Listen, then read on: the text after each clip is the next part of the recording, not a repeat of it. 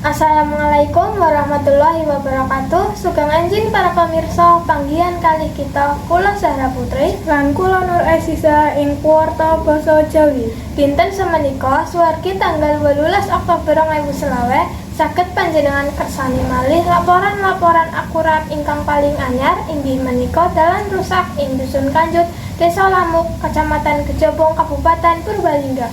Nggih aninipun Mbak Naufa. Terowon sedherek Aziza kali sedherek Zahra pamirsa samenika kula sampun wonten ing Dalan Kanjut Desa Lamuk Kecamatan Kejabung Kabupaten Purbalingga Provinsi Jawa Tengah. Kahanan ing dinten menika kerusakan dalan ing mriki sampun para kerusakan iki nyebabake masalah utama bagi para pengendara roda kalih maupun roda sekawan.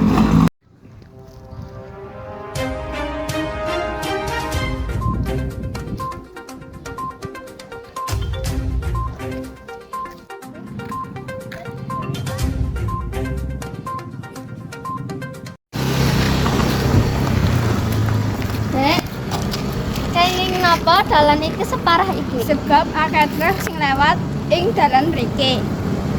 Kawit kapan dalan mriki bodol? Kurang luwih setahun dalan iki bodol. Kenging napa dalan iki dereng dibeneri? Sebab urung ali dana kang pemerintah desa.